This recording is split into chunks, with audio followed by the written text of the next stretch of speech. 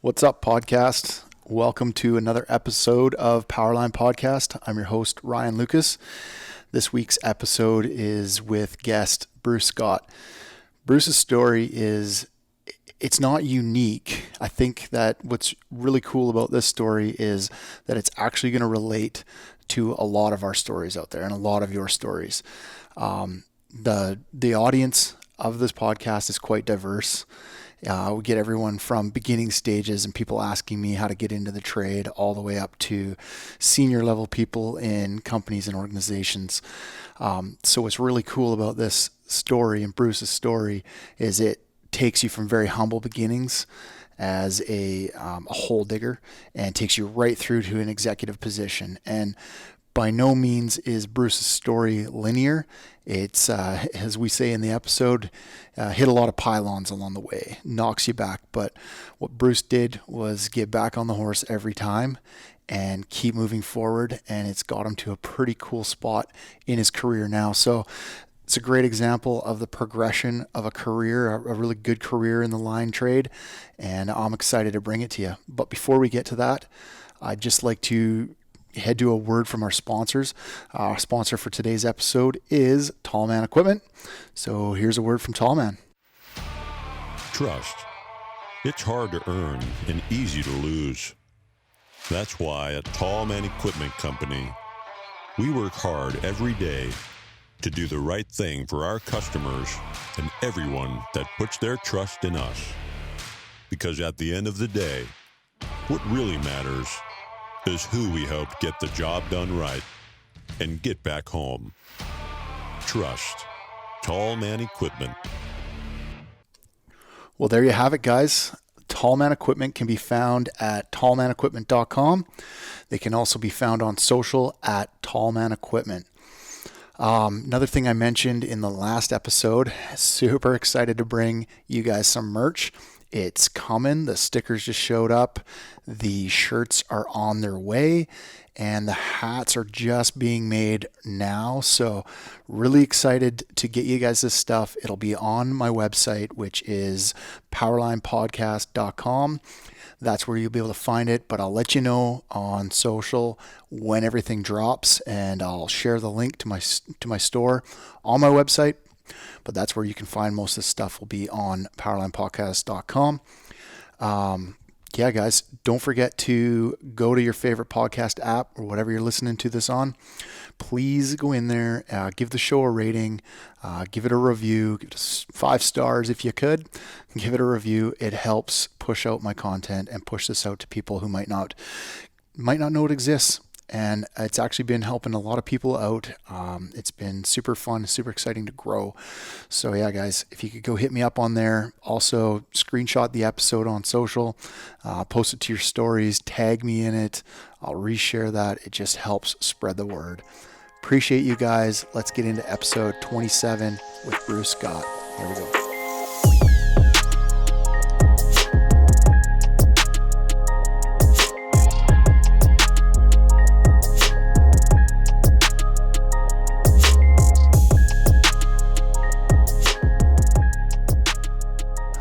All right.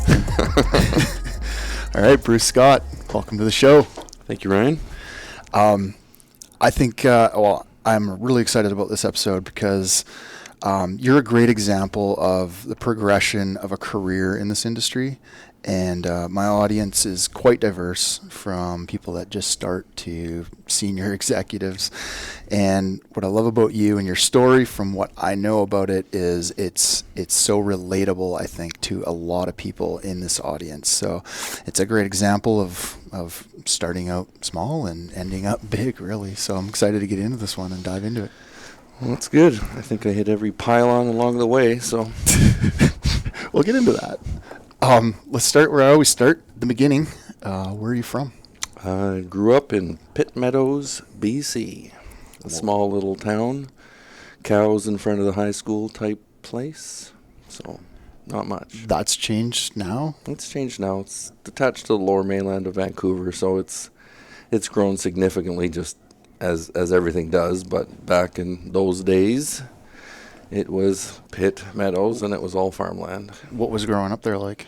Yeah, it was it was probably something that doesn't happen as much anymore. Like being a rural kid is where all my friends were farmers. We grew up in the houses, but all my friends were farmers. So we had fields. We just grew up in the trees. It's funny to hear you say trees when you're like Pitt Meadows. Doesn't seem, for me, being in the Lower Mainland just in the last 5 years, like I always traveled down here, but my dad says, like, shares stories like that of growing up in Surrey, which isn't too far from Pitt Meadows. It's attached to the Lower Mainland now, and Surrey's like one of the largest and fastest growing cities in Canada. When he talks about growing up there, talks about fishing in creeks and running through the woods picking mushrooms.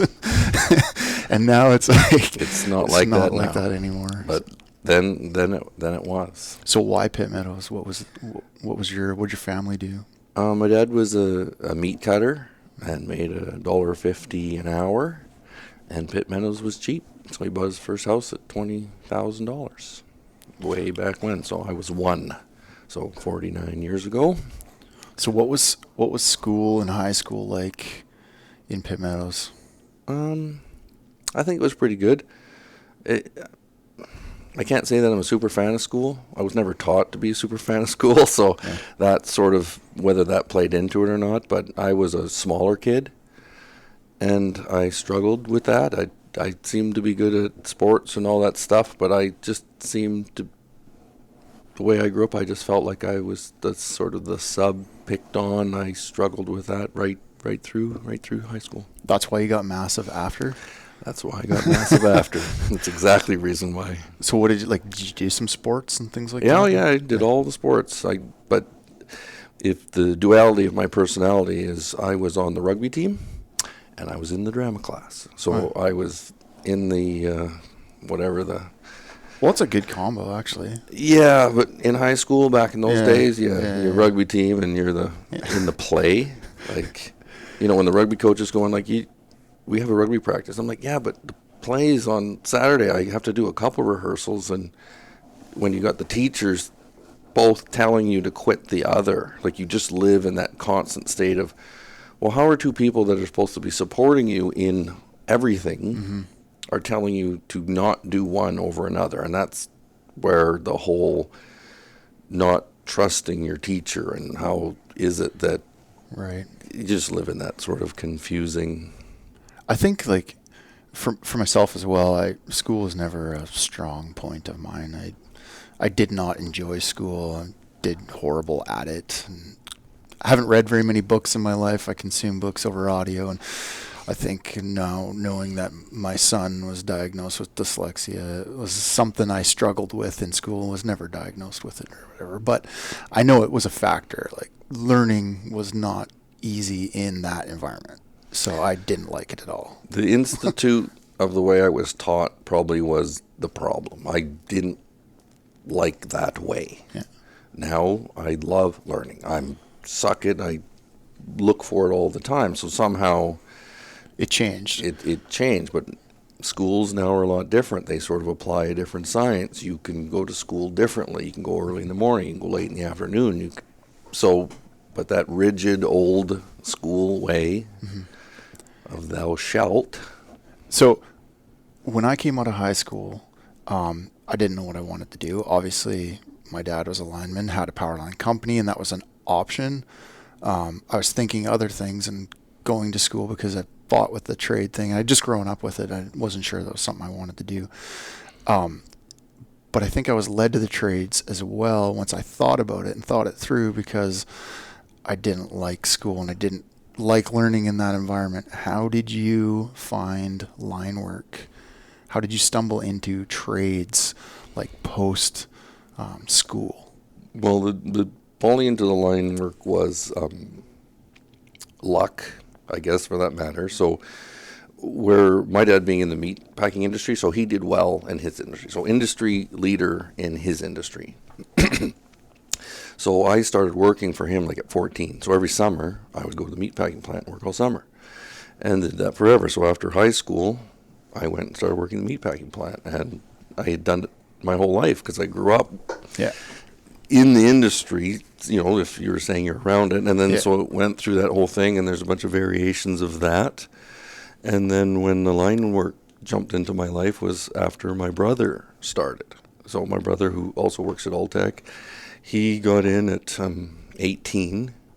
I'm the older brother, 3 years older, and he started doing this, and I hear what he's doing. I'm like, man, that all sounds pretty badass. And at the time, I was, I think, a courier, and I loved being a courier. It was great, but I mean, that's not was my mind. I was already a courier. That's it.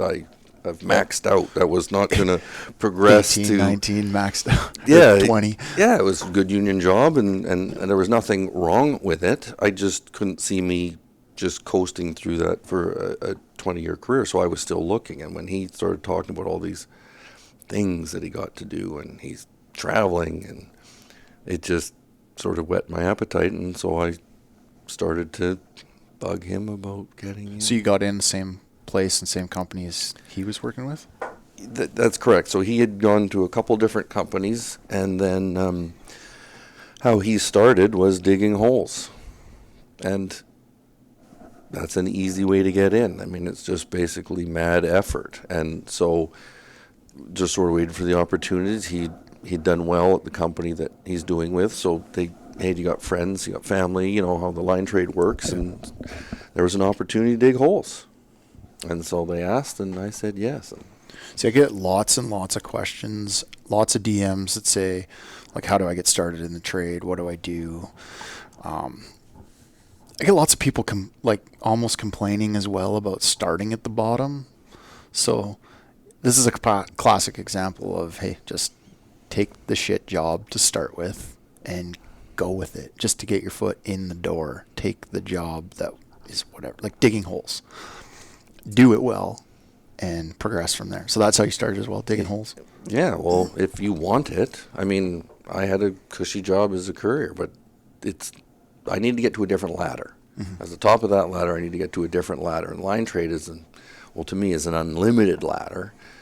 And so that was the opportunity. So quit that and start digging holes. And my first crack at it, though, was we dug all the holes in 1 week, and they laid me off. And on my first day, I dug 6 Powerline holes. And they're like, it's your first day. Well, I want the job.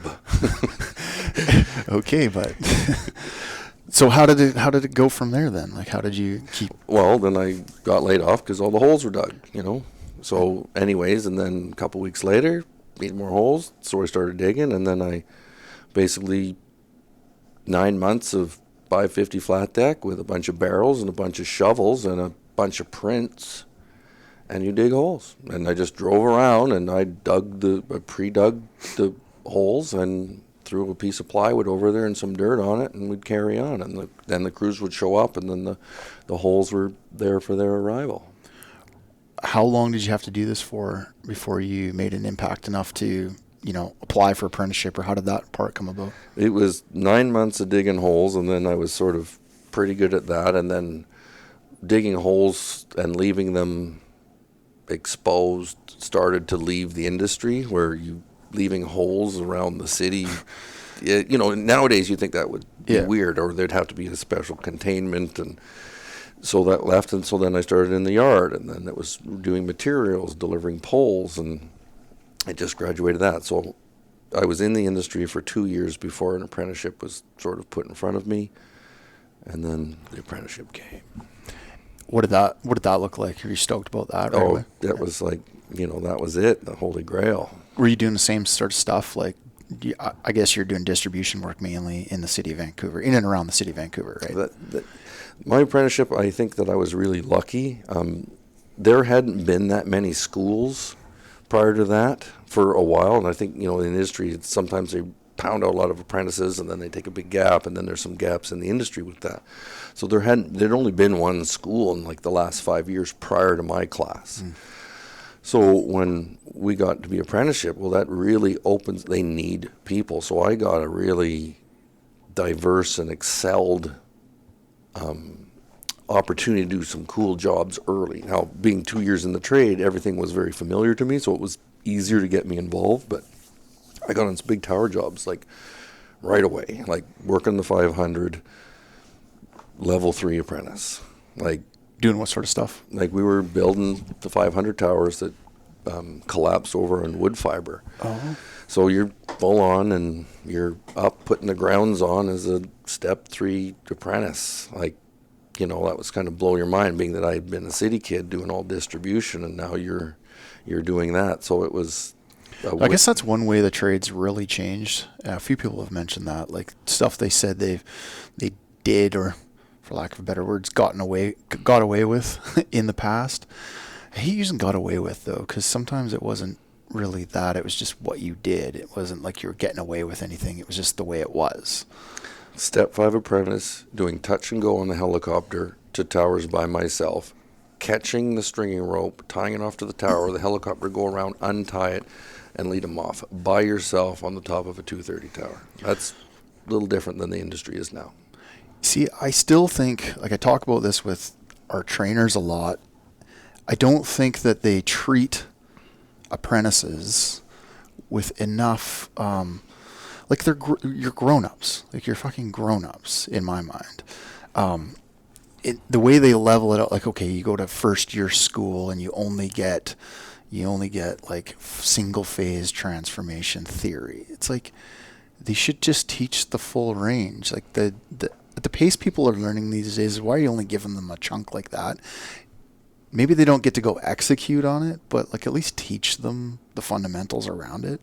I don't think we do enough of that in our programs. I think that would be right on some side, and then the diversity of people that I've known, like some people come in and they get their apprentice day 1. Right. So they don't even know what a clavis is. You know, just picking a name, like, give me a clavis. They just look at you like with that deer in the headlights, never sorted material. They never done sort of that So your time on the ground, you're saying then, was really important to your success as an apprentice. The day I got my apprenticeship, I knew how to change a single phase, 3-phase pole. And I knew exactly what step, because I had been standing on the ground watching it for a year. When they needed the chainsaw, I knew when the chainsaw was. When they started to almost need the chainsaw, I knew that I needed to pull it out and start sharpening it, or else. Like that, you just had to do that. Like when it was time to extend the services, well, I would pull some service wire, I'd cut some 5-foot tails, I'd start squeezing it before. Like I knew to do that. I wasn't an apprentice doing that. See, so many people want to be like. That's why I was asking this question and heading this way, is because they say I want to be from day 1 to day 5,000 like now, and then day 50,000 like now. I want to be up in the bucket. I want to be up on the tower. I want to be doing that. It's like, whoa, patience, simmer it down. Just dig holes. Just deliver material. Learn what those are. Take your time. You'll be there, but that's going to make you a better person. You don't become a world champion the next day. And I think that relates, you know, how the world is now, like with the UFC and all these different things. Like the guys that are winning have been doing it for so long, you don't even realize. Yeah, I heard actually Kobe, with what's going on with Kobe kind of describing his practice and what he put in for work. Like, you know, 4 training sessions a day, where other people are putting in 1 training session a day. They go in a couple hours, they train, and that's their day. He was training at 4:30 in the morning till 8, and have some breakfast and go to school, and then train at noon, and then train again in the evening, and then train again before he falls asleep at 12. And he's like, if you look at the amount of work he put in compared to everyone else, it was massive. It was exponential compared to everyone else. That's how you get better. Stopwatch time. You know, the guys that work 7/12s for years, you know, to guys that work 5/8. Well, how long have you been in the trade? Yeah. 7/12s, you've got way more trade in. There you go. Over a year, that's exponential. Like, you know, that's 5 years of experience versus 1 year experience, you know, however you sort of calculate it. So that's a great example for people too. When for the journeyman or the apprentice, take the jobs. Like, consider that as time invested in your craft as well, right? When you're talking like, oh, I just want to stay home and do the 8 hour, 9 to 5 and then go home. Well, what's your goals? What's your outcome? What are you planning on learning? Like you just said, that's time on tools. Time on tools. You're ice time on tools, whatever. Every 12-hour shift is half a day more than a 5-8 day. Yeah. Times that by That's a great point. a year or 2 years, you got 2 or 3 more years of time on tools over your, if I would call it, your competitors, which are your fellow workers. But if you want more than the people beside you, you need to give more. Yeah. So what did you topped out when you became a lineman? 2001 is when I topped shit, out. That was a long time ago. I know. It's hard to believe I'm one of the old guys now. I'm older guys anyways. It's okay. You got lots to say. So what did it look like when you topped out? Same company and same sort of jobs you're doing, or? No, I had this funny thing, and being the sort of the kooky guy I am, like I did not want to work where I was an apprentice. And it's sort of advice I've given to a lot of people that don't be where you were an apprentice. I've seen lots of apprentices get treated like an apprentice for quite a length of time after they top out. And to me, I'm like, okay, I've topped out. I want to change. So a week after I topped out, I went into the shop and I dropped a bunch of 2-4 beers and laid 3 or 4 bottles down. And I, see you later, boys. I'm out. I quit. And they're looking at me, but we put all this investment in you, and I do get that, but I'm like, I'm out, and then I quit and moved to where I am now, Alltech. So, what did you get into when you topped out? Was there a place that you wanted to go, or was this like, I don't know, but I'm going to go somewhere different, or was there something that you had your sights set on that I want to do this in the trade?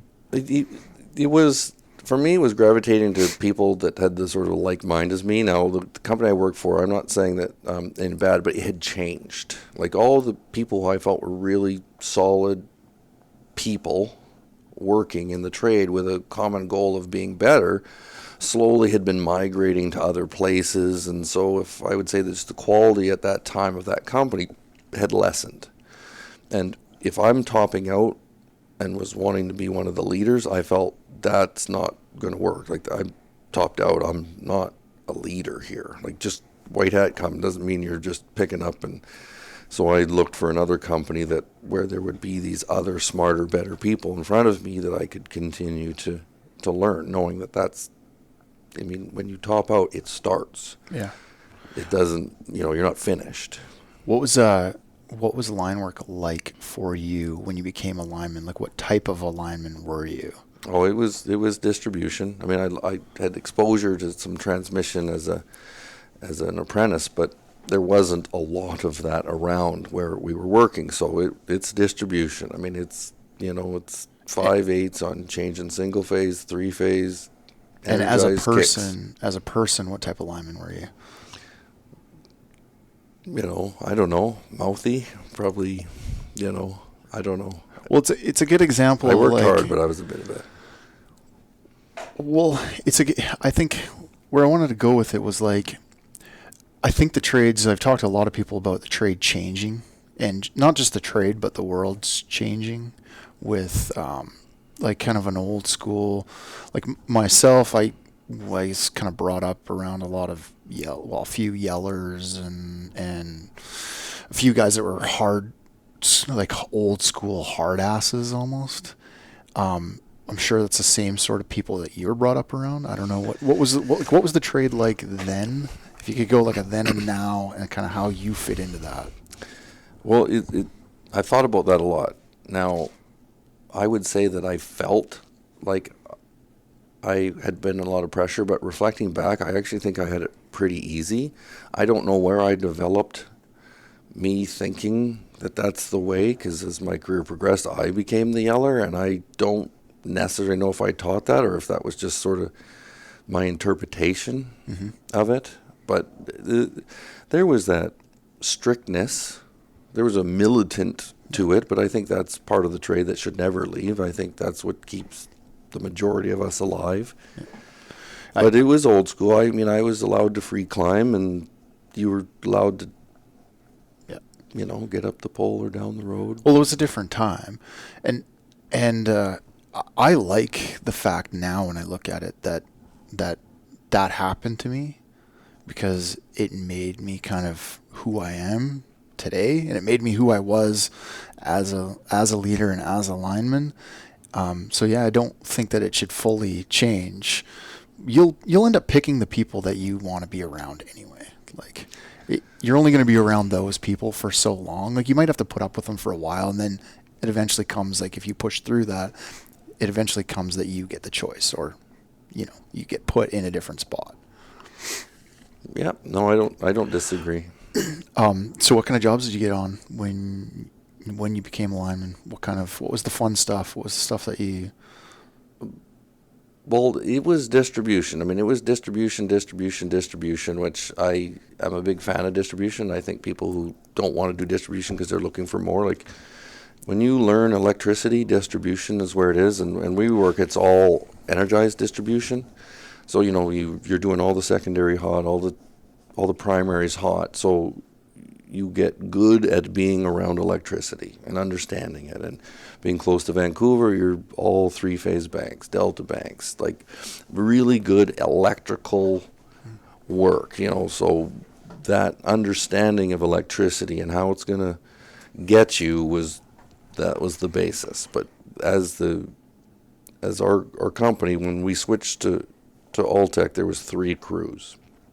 And then Quana came in a year later, and then everything sort of blossomed where there was more opportunities. That's when transmission started coming, and then that's when we started to sort of maneuver on different. And I might have glossed over it, but you had a lightning story that would tie in with this learning electricity thing. What was your that was an apprenticeship, or was that? That was a second term apprentice when that sort of took place. Let's go back to that for a sec. During those times, work was intermittent, and so the company that I worked for loaned me out to another company, so contractor. So they were working up in the mine. So one of the other apprentices at that time was up an 80-foot pole. And in the mines, it's private work, you reuse the poles. Well, the pole broke. Well, he was up the pole, and he fell down and hit the rocks, so he was injured, and they needed a replacement, and that was me. So I was working up in the mines. This particular day, we're up a 75-foot pole. We're just doing a little bit of work, and cloud came over, and I'm like, ooh, we should probably get out of here. Oh, we'll almost be done. And then, boom, lightning hit the line, and we both got smoked. What's that like? What is that like? Describe that. It hurts. It hurts. Because it's just a big noise or a ball of fire. Yeah. Like, what is it like? It's flash. Like? It's you can imagine the bang. So since you're at the lightning, and the distance of thunder is in relationship to the closeness of lightning, so the bang and the light happen simultaneously. I know my fellow apprenticeship partner was on the ground, and it hit the line like 10 feet away from us. And I'm a younger kid, the owner of the company and the lineman who was there, so he was hanging in his belt. It blew him off the pole, so he's hanging in his belt. And me, I stayed on my feet, but it felt like you did a muscle flex for like 5 minutes, but we know it was like just a... Did you have, like, you had grounds on? Like, were you touching the wire? Like, what did you have kind of in place to keep you... Well, that was the start of me understanding that I needed to protect me, and it wasn't someone else. So prior to that moment, if we flash back about half an hour prior to that, we're second-term apprentice, you're freshly out of school, it's all so fresh. And so during the tailboard, we're down there, and it says, okay, we'll throw some grounds on. It says, well, we're going to put equipotential grounds up. And, we're going a few years back. Equipotential grounds was newer. Yeah. So I would say that the lineman that I was with, equipotential grounds was nothing that he ever really did. But it's fresh in school, and it's something that I've been told I have to do. And he says, well, whatever, I don't think that's... I said, well, I'm going up there, so I'll put it up. So I went up and did the full pole band and did the whole thing, and then 10 minutes later we were both hit by lightning. And I think that's why 100%. I'm alive. And see, that's a good example of stick up for what you've learned and what you believe in, and trust your gut. I've talked about that a little bit too, like when you get that sixth sense kind of feeling like, no, I got to do this.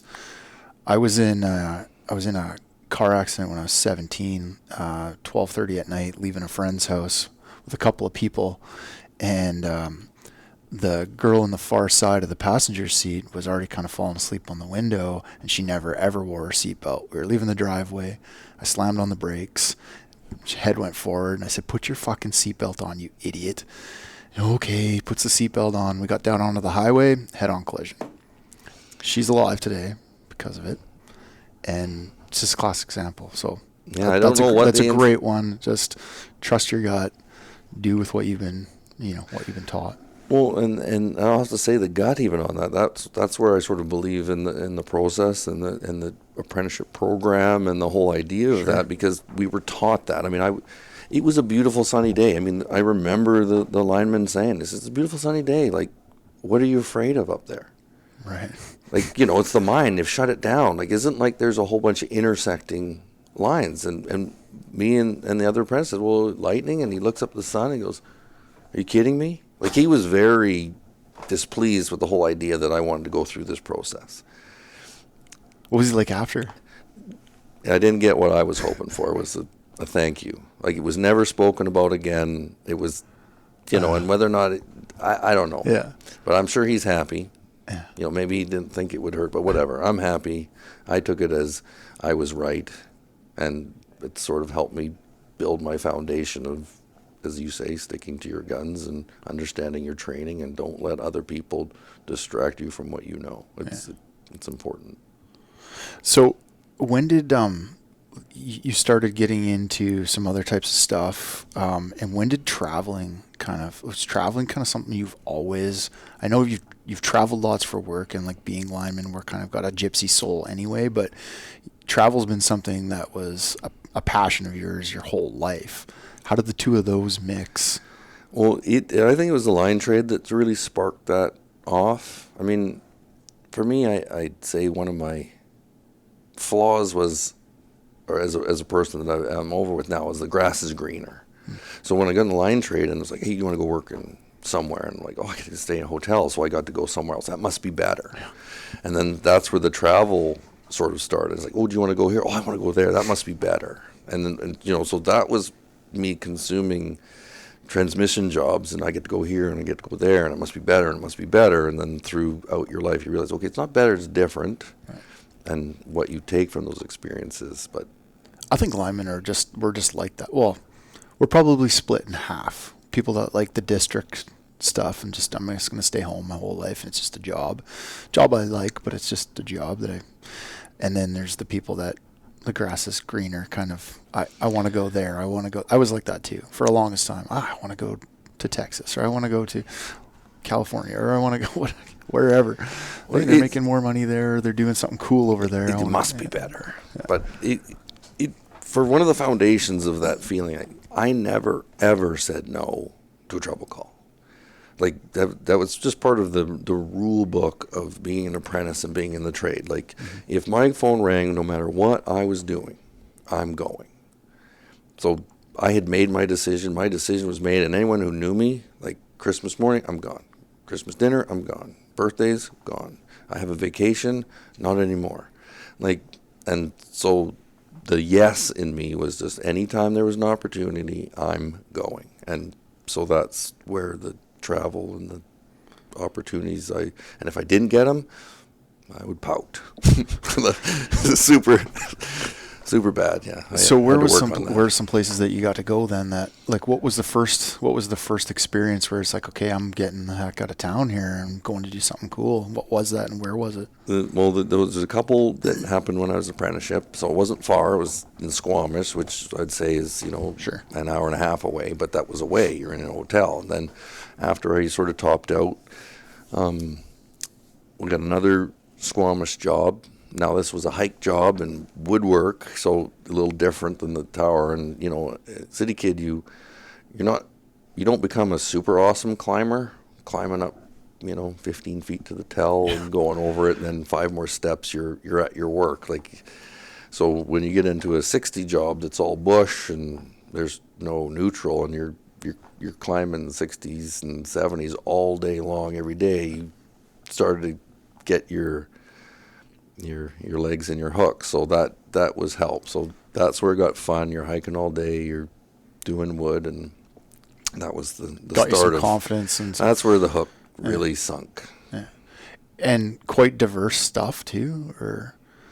Well, yeah, I mean, you're in a bucket truck or climbing to play with a secondary all day, or to now you're changing 60 poles and stringing, and that was all new, and you sort of thought you had it all figured out, but there was lots to learn through it. And then navigating a transmission project with the other linemen, and there were some linemen that were really good and some that weren't not so good, and I was probably somewhere in the inexperienced but wanted to learn part. And so you could navigating a transmission project, there's a lot of personalities you got to deal with, and there was that, learning that whole part of the trade. How did you deal with some of those personalities? Well, got to a couple of FUs, I think, at some point, and sucking up buttercup. But through that process, I think, sort of figured it out. I mean, this one particular project, which I was working with my brother at the time, and he handled a lot better than I did, we got stuck in the yard and made up guy wires for like 2 weeks. And this is part of going back to digging holes. Back but to taking the shit job. And I'm a big lineman now, and this is bullshit, and why am I here? And I've been, and Mike the whole time is just beating me down, like, just stop. And I have to say, I was a pain in the ass about it. And this is talking about the arc of your life, but, we stuck to it, and we got it done, and I pouted the whole way, but we got it done. I mean, I didn't pout and not work.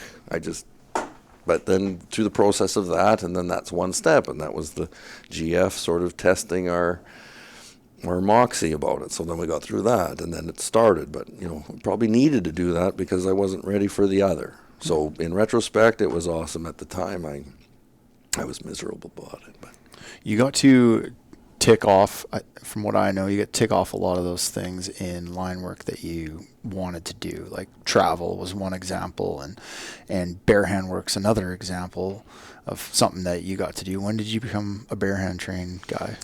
That's a few years after that. We went through a bunch of transmission projects that were cold ones, and that was kind of the way, that was the majority of the way. And then as Quanta really started to, I didn't even know it was Quanta at that point. It was a lot of BC, the interior,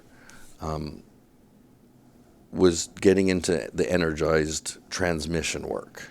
And there was lots of. I mean, the birthplace of the Quanta team was based in the interior of I think it was West Kootenay Power at that time, and right. and that energized work. So after all these cold jobs started going away, we proved ourselves as good transmission hands and knew the rigging and knew the thing. Well, plus we have a strong distribution background, so your electrical theory is on point. So putting the two together into energized work came very naturally. So we started in this one town, Creston, and it was energized 69 kV pole changes. And it was nothing. It was just bigger distribution, no big deal. And you just started plowing through it. And when you can change energized 69 just like nothing, you're getting 6-7 done a day. It's like, oh, well, wait a minute. And, it seemed to be pretty profitable work. But the first big one that turned the wheel was we started doing some energized stringing, and that was in Creston, and that's kicking out 69 kV and making a hole and then stringing right through that and unique potential zones. And from what I know of that job, that was one of the first times, from what I know, that was one of the first times energized stringing of 69 was done in BC, really. Yeah, I think that will... Where you're kicking 60 out and stringing and changing structures and treating it like distribution, but it's full-on transmission voltage, sub-transmission. To my understanding, it was one of the first ones up here, and you're making things work, like how you did your boot out arms, how you got insulation to make that space. That was all sort of developing at that time.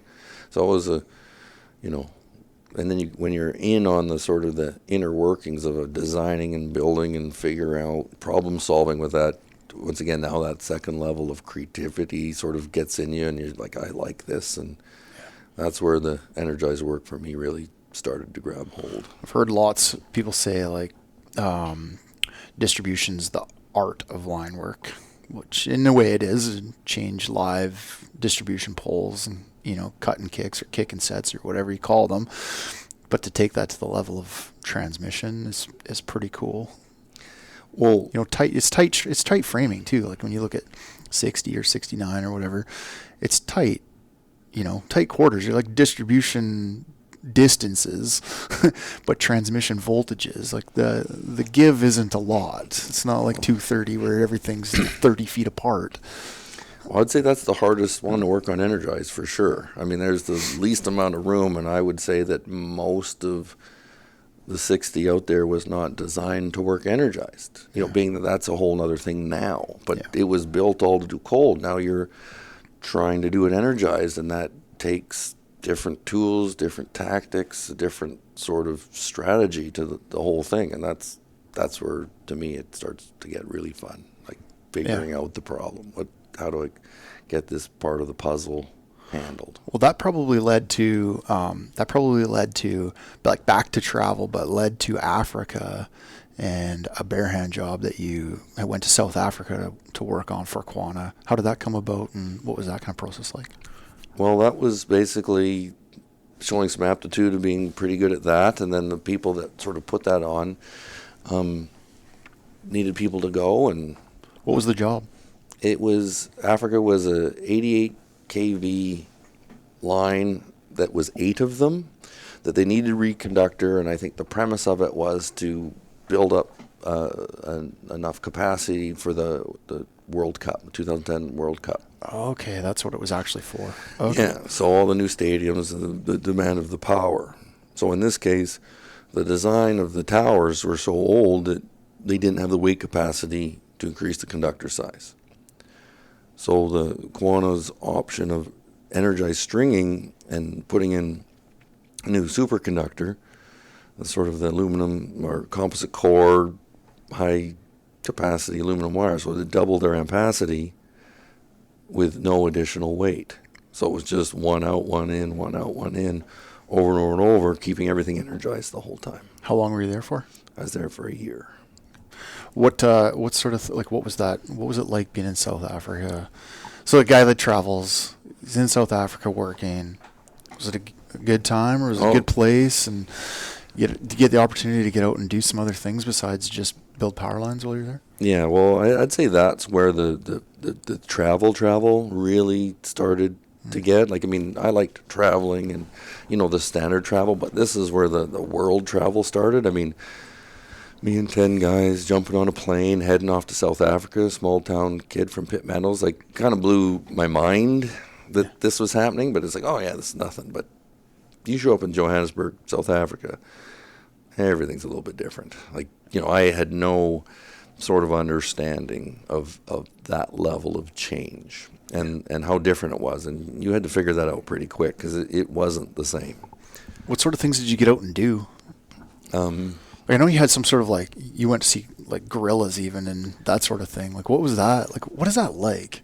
No, for me, we did everything. So me and one of the guys that I work with, we had a special relationship, and we spent a lot of time together, and that we lived more time in that year. I mean, we did everything. I mean, we went swimming with the great whites. We traveled every city or every country in the lower continent of the continent of Africa. We went and did the sand dunes on quads. We bought motorbikes and rode motorbikes over all the places of South Africa. We went into Lesotho and went snowboarding on the only place you can snowboard in that country. We went to Swaziland. We flew over and went to Mauritius and gorillas you're talking about, flew into Rwanda and went hiking up and went into where the Gorillas in the Mist show was filmed and saw the... I've seen your videos, and It's crazy. Like, describe what that's like. Like, run people through that story of, like, walking through a jungle. Like, that's what your videos are like. You're just walking literally through a jungle, and boom, there's a couple giant gorillas. Yeah. The one thing I'll always say, scary? After being there in a while, like, I wasn't scared of much. I mean, Sure. But maybe that's not necessarily the right Desensitized. I might have been a bit desensitized. But being out of country, and for the people that have been other places, like, the safety that we have in North America is not everywhere else. Like, you go bungee jumping in Zimbabwe. Like, we looked at all the harnesses and stuff. Like, I mean, it's a bunch of 2 bolts, and to know if you had enough was just put everyone that was around you on, and that's got to be good. And so when you're in Rwanda and you're hiking through the bush, like, you're not, like, there's a guy kind of hiking back with a gun that's super old, and he's just there.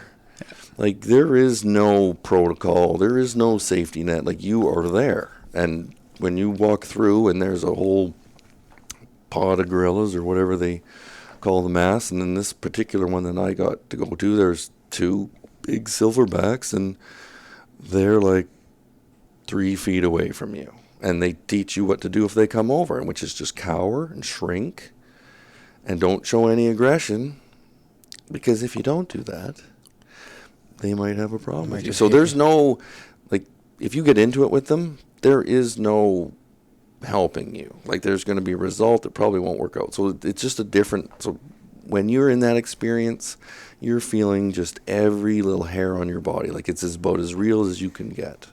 And it was magnificent. I mean, it was absolutely just blows my mind even to the day to think that I got lucky enough to be able to do that. Oh, so cool. So cool. I imagine great whites were very similar to that. Like, I don't know, was there a few of them around you and kind of angry looking? For us, since we were West Coast kids, being in cold water wasn't nothing. So we're on the boat. We got the cage over the side of the boat, and people go in there. Well, in 5 minutes they got cold. Well, let's get out. And well, so sooner or later, no one wanted to go in. So me and my buddy that I talk about is Cade. Like, we stayed in there for like an hour, bobbing around the ocean. And when I say a cage, you think of a North American cage. No, these are like 2-foot holes. Chain link fence.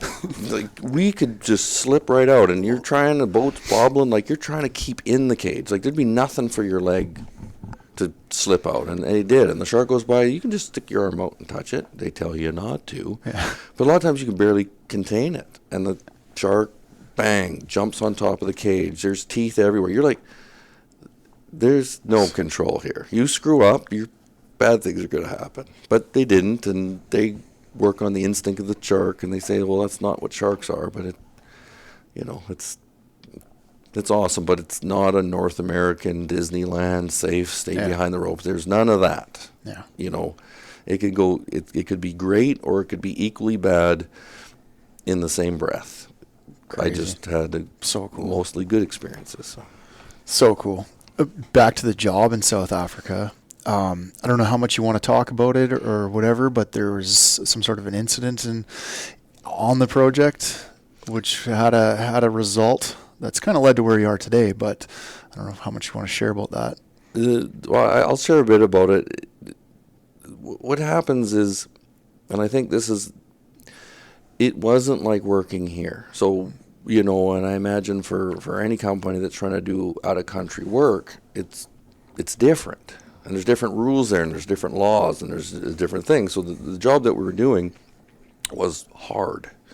And if you're energized stringing and you're doing it through main town, like, there's a lot to do. And so we were working with a company there as a partner, but you got a Canadian brain working with a South African brain, and it's different. Yeah. And controls are different, and energized stringing is different. And, there'd be some pulls, and you're pulling 5K at a time, that you'd have like 13, 14 energized crossings. Right.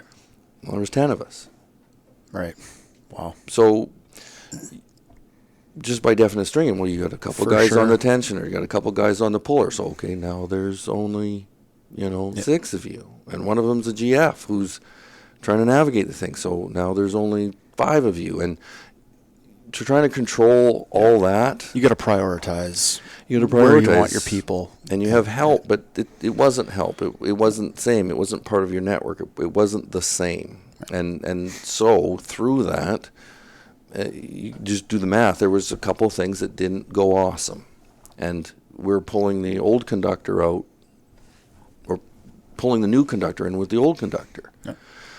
So you have to inspect 5 kilometers of line. Well, that's kind of possible. And if you have the people. Well, it's just like anything. Like who can, with lightning strikes, and it was old. It's years and years. So, one instance, for example, that a lightning strike had caused one wire to unwrap. Sure. So we got this 12-foot tail of this one strand hanging.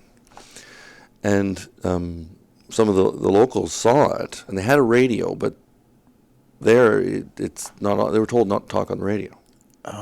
So is that almost a cultural thing? Oh, they thought they were going to be. They would get in trouble for talking on the radio. But the guy there, I knew him. He was very capable, but just the way the culture was and the way it was, it wasn't.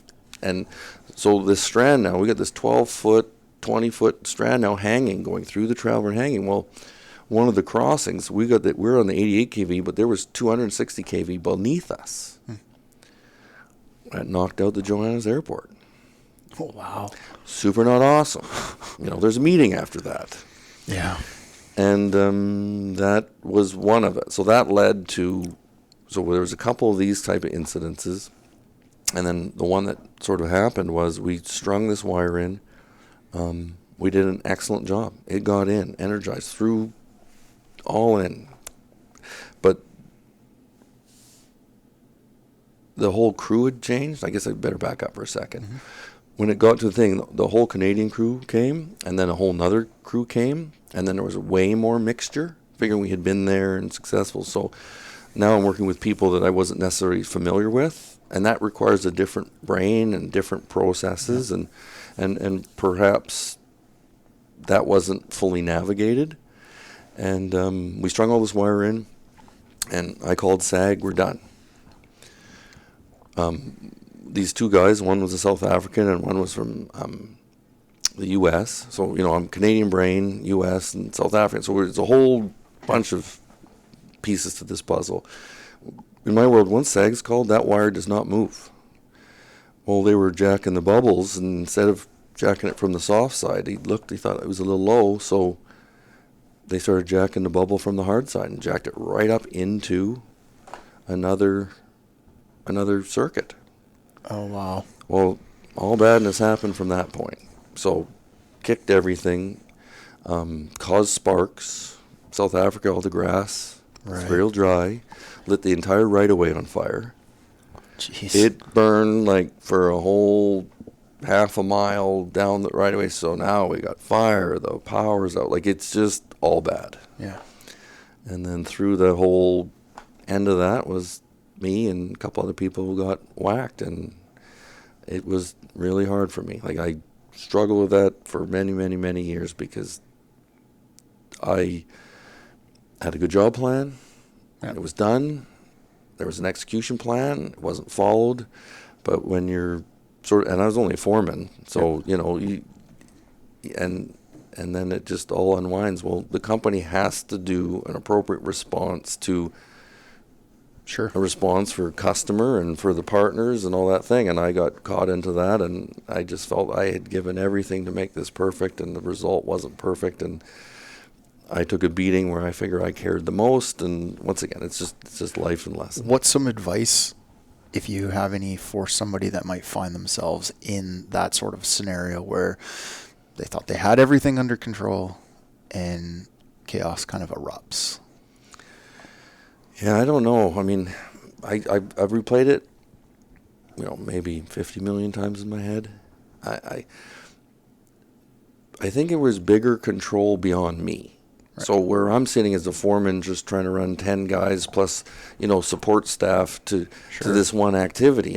I've just broken down. I said SAG. That's over. And I think anyone out there who's run a stringing show, when you say SAG, it's over. You don't jack a bubble No. From that wire. Like, so, you know, and in that condition, they're saying, well, I'm supposed to have control of that guy's hand. Like, he's supposed to adequately know. Like, does he know what sag means? Like, I'm thinking we're the highest level of quality doing energized stringing in South Africa. Like, if he doesn't know what sag means, why is he here? Roger. And so, how do you, you know, there's just, to me, there's so many calculations on that. It's just the way it blossomed out. And then, you know, I felt, and it was sort of rubbed that way, like I screwed up. And some of the way I was run out of there is I screwed up. And I'm like, I didn't screw up. So what did it look like? You come back from South Africa kind of right away after that, or did you hang around for a while, or did you just I pouted. I mean, there's no doubt about it. But, you know, I had motorbikes and I had things going on. So, I mean, obviously I just left, but went back to where I was living at the place. And I think I stayed for a month and hung out and just sort of wallowed in it and dealt with my friends and just sort of finished up my time there and had a bit of closure there because I loved it there. I never wanted to leave. Like, I loved it. It was so crushing blow that, you know, the whole job was going to continue and I had to leave. Like, that was the part. I wanted this to be so successful that we never left. And then there was, you know, so everyone stayed. I left with a couple other guys and then I left. So when you came back, what did you get into? What did you find for work? You know, I won't say that I was on the top 10 favorite people that worked for the company at that point, but at least at this point they didn't figure that I needed to leave the outfit. Okay. So I came back. Alltech kept me, but sort of kept me off the radar, and I sort of came into being downtown Vancouver again, and back to the roots and distribution, and hid me in the back office and sort of was a support manager to the manager running the distribution crews in Vancouver. See, this is what I love about your story, and this is why, like, you started from nothing and just built and built and built, had an incident happen and went back to nothing again and built and built and built to where you are now. So, like, this progression of getting to where you are now, which is a senior executive at, you know, a pretty big contracting company. What was how did that process kind of develop? Like, so you go back to distribution. What was your next steps in, like, climbing the ladder again? Like, you just fell off the ladder this time. You didn't switch to another ladder. This is the same ladder you fell off of, but you got back on it again, which is super cool. And, like, lots of people could take that so many different ways. You know, lots of people could wallow in that sorrow for life, and it affects them for life, where they end up just crushing themselves. Or they get back on the fucking ladder again and start one foot in front of the other. So what did that one foot in front of the other look like? Well, I think that there was that crossroads for me. So I did a few things in that. And for me, I struggled because the friend that I traveled with was still there. So I still talked to him all the time. And then I went out and I put some applications in place. I went and interviewed with our main contractor, BC Hydro here, you know, just wallowing in it. And after interviewing with them, and I had some good advice from the managers there, because I knew the managers for years, and they're like, you know, they told me, I don't know if this is the place for you, Bruce. Like, you're not going to really be super awesome in a utility full, like, it's for some people and it's not for others.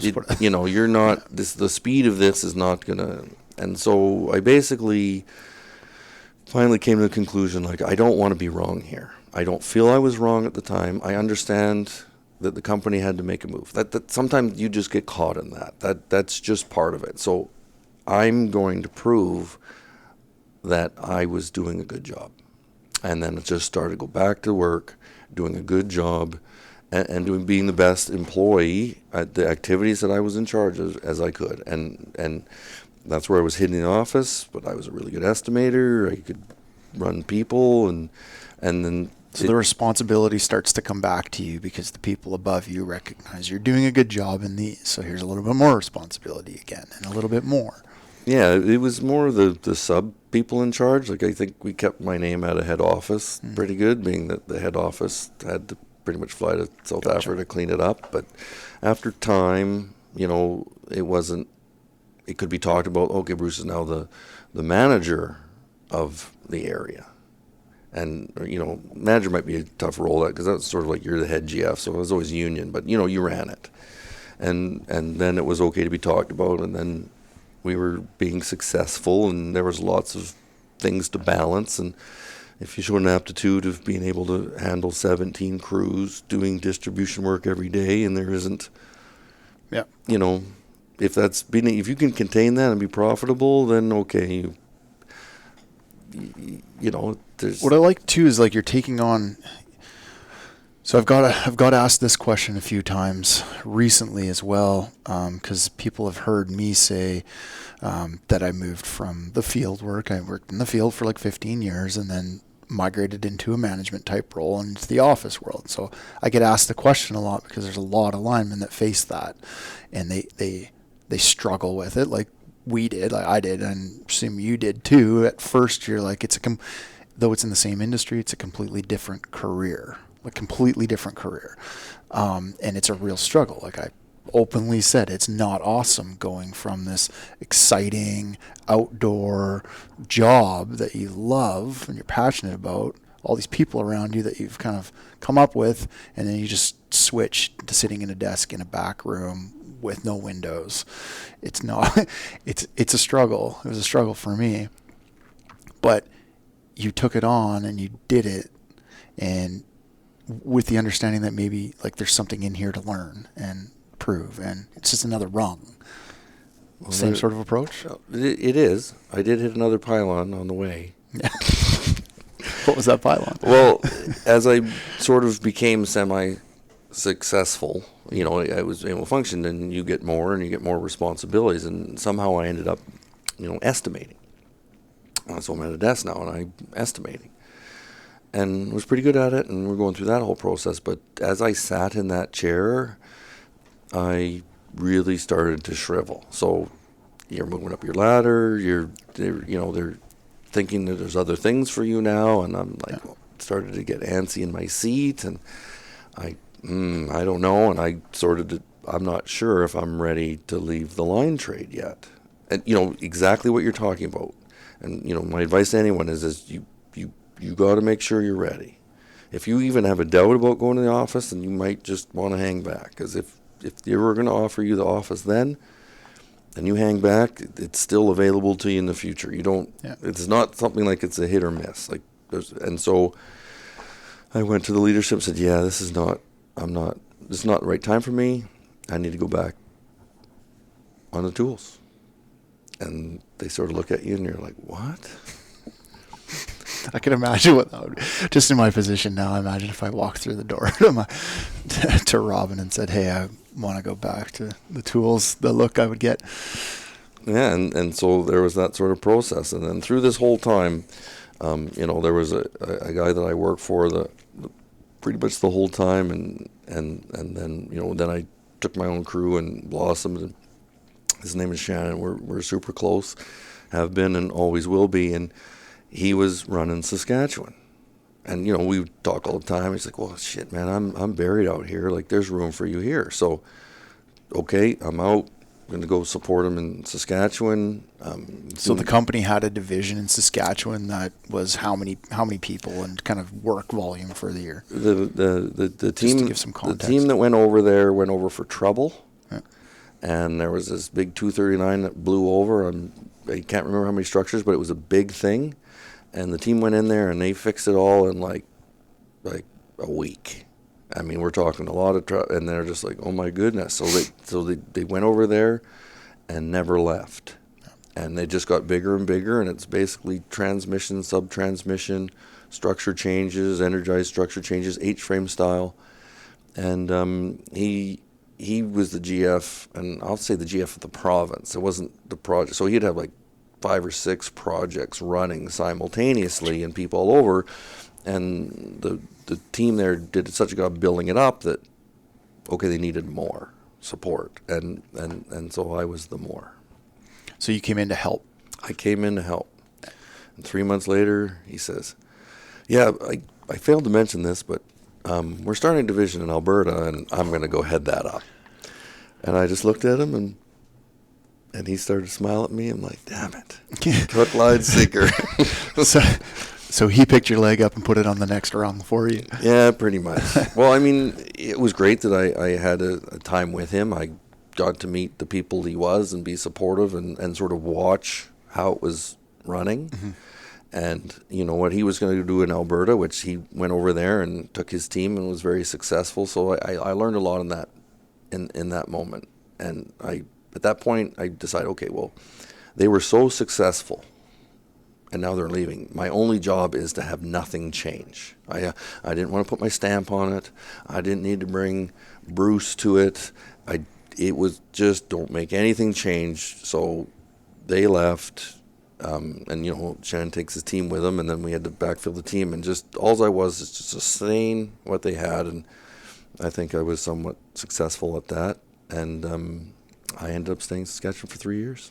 You had a couple of pretty big wins in Saskatchewan, like a couple of big projects that you ended up, you know, I remember you saying you just grabbed a bunch of the senior kind of estimators and guys there helping you run the province, and hey, we're going to go bid this, you know, K+S is the one I'm talking about, and yeah, let's jump in the truck and let's go look at this line, and it's another good example of just try for things, you know, like massive project.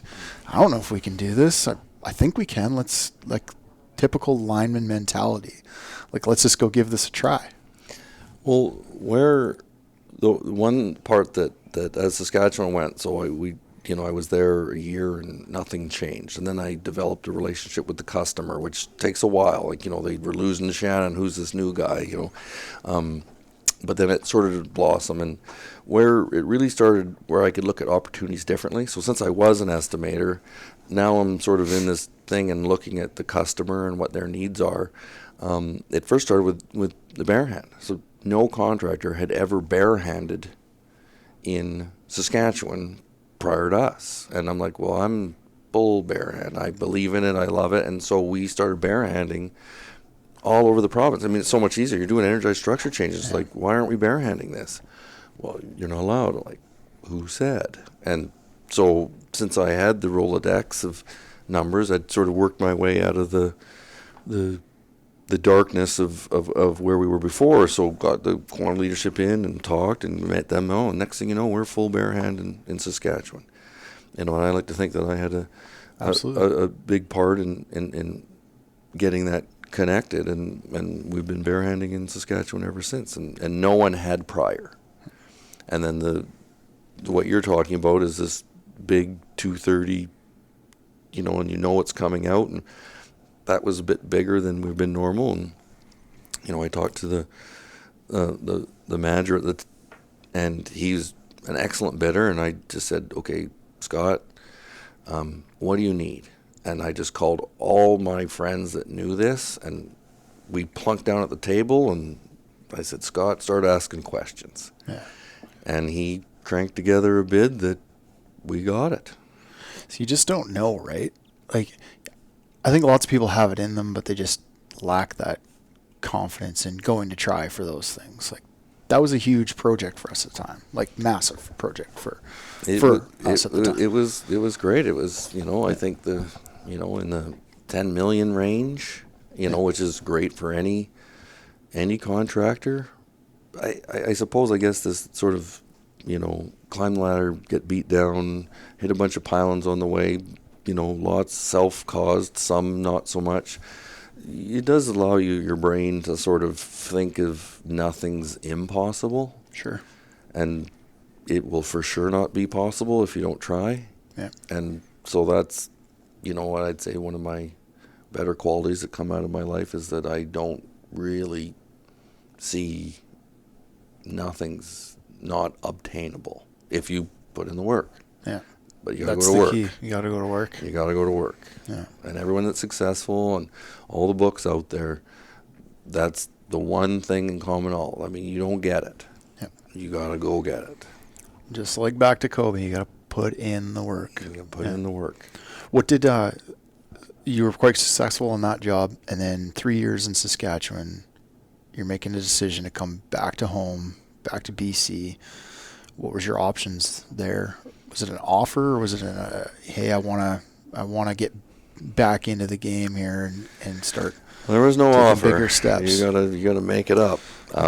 So through the 3 years in Saskatchewan, I had a previous life, and so I was a single guy in Saskatchewan, and some friends hooked me up with this woman who is now my wife. Well, she ended up coming and being with me in Saskatchewan.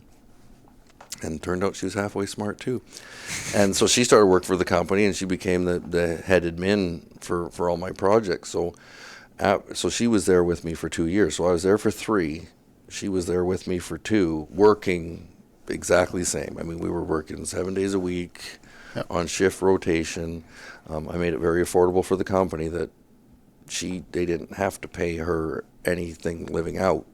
She was a local because they were already looking after me, so she was just included in that. So, I made sure that it was good for the company. It was good for me. It kept my head, kept me focused on work, not, hanging out. And so we were sort of like, are we moving to Saskatchewan or not? It really came down to that point, like, where are we going to, and it's like, no, BC's our home and we want to go there. So then I had to sort of dream something up. But through the process of being in Saskatchewan and when I worked in Saskatchewan, I was very connected. I call it Burnaby, head office, because this is where I'm from. So I understand that this is where the leadership of Alltech is. And working with the fleet group and the stores group and all these support services, it wasn't awesome from my perspective. And I'm not attributing that to the people that were running it. There wasn't a process in place. There wasn't the support of it. You felt you had some things that you could contribute now to making it better. I think that legit. I could make the fleet group, the stores group, all those support services connect better with operations. I knew what I needed from them to help me, and it wasn't necessarily happen that way. And talking to my buddy, all my buddies that were running all their projects was very similar.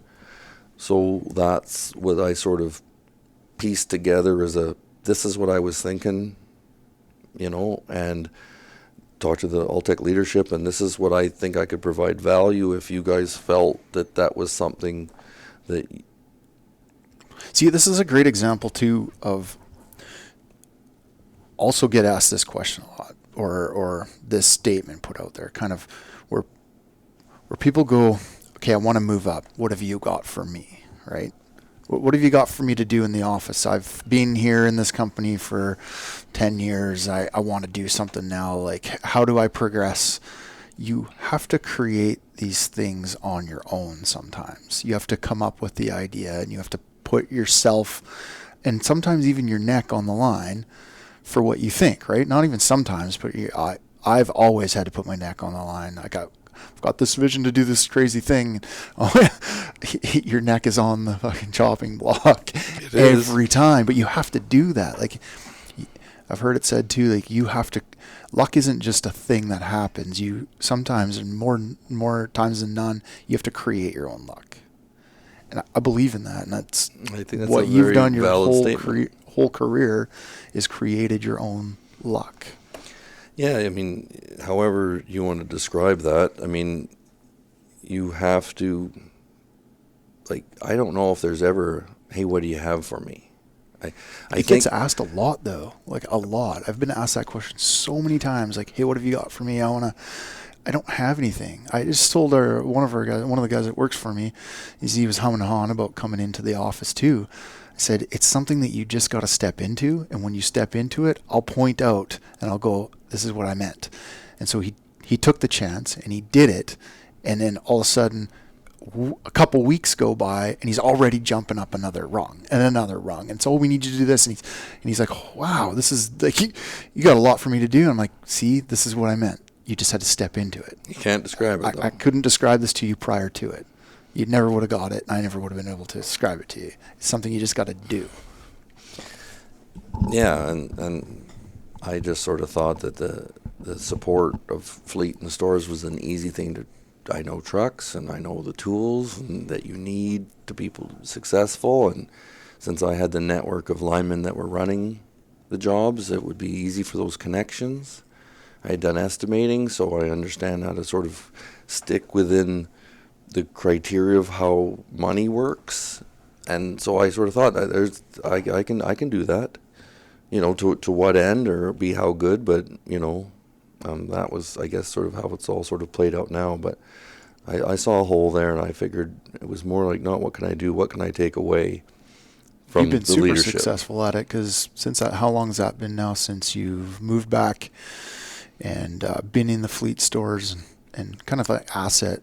Yeah, it's been about 5 years now. And your title here now is what? My title's kind of a goofy title, but it's we didn't know what to call it, so I'm the Vice President of Assets.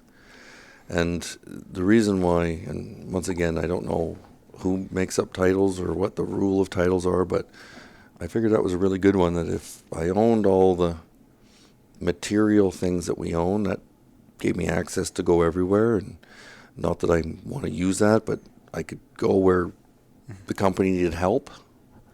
And that was how that sort of came about. So most important, what I wanted to get across in the titles here was the vice president part and the executive part for a fairly large company. And I really wanted to take people in this episode through a story of a progression through this trade and this industry and what it can look like for people. It's not linear. It's not a straight line. It's very jagged, up and down, up and down, up and down. But if you just stick with it, that's what it can look like. You can really do anything. So when I got somebody asking a question at the beginning going, well, I just need to get in, or how do I get in, or what do I do, or, go dig holes. And then somebody in the middle that might hit a pylon, what do I do? What do I do? Get back on the horse, get back in the game, just start doing a good job at going back to distribution poles. Build a nice pole, change it out in a good amount of time, make some units on it, run a crew again, take that crew, take a couple of crews, take a district, take a province, come back. Like that's what I wanted to show here. So it's a very, you've got a really great career and a great story as far as the industry goes in my mind. Well, I think that's where this trade to me is, I won't even say I think it's the best. Like, for me, it's the best. Hands down. Like, it just is. There is no limit to as much or as little as you want.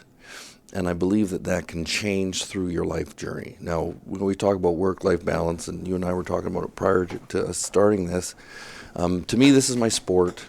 To me, my life and this are intermixed. And so whatever's going on in your life, and we all have, all the people that we work with, we know when that, but you could take more when you're ready. Mm-hmm. And then if your life changes, you could take less. And there's so many opportunities in the business for more and less, that these don't have to be negative things, they're positive things. Like, if just say you and me needed to shrink and we needed less, like there's opportunity for less, and you remain as just valued as you were over there. Like, I can't say, like, what one does as a vice president isn't necessarily more valuable than, say, a GF that's running a massive project. In fact, it's hard to even calculate. They're not even the same. Yeah. But either one is a detriment if they're not there. And you can do either one. Well, that's what I'd like to say that I would have a chance. You have done either one. Yeah, but you fade out of that mindset. Like, if I would say that I would not just hang up the old dress shirt and then run in there and think I could run a project again. Sure. If I was to make that direction, I would want to go back down and maybe a foreman. Just to go back and get your head back in the game, because sure, you get rusty. There's no secret. I mean, you throw down there and say, hey, Bruce, I need you to estimate a project. I'd be like, your mind blows. Like, I could probably work with the team. Yep. And really bring some value, but I think that we all have to understand, no one's going to be an expert of all things all the time. You're really good at what you're focusing on that time. You still have some skills, but they change. Yep. And so I'm trying to stay grounded. I think I have value to bring a lot of places, but I'm not necessarily the subject matter expert of all places. Right now I'm focused on this. That's where all my energy is going. and then I want to be successful at the tasks that are in front of me. So that's where most of my energy goes. That's awesome.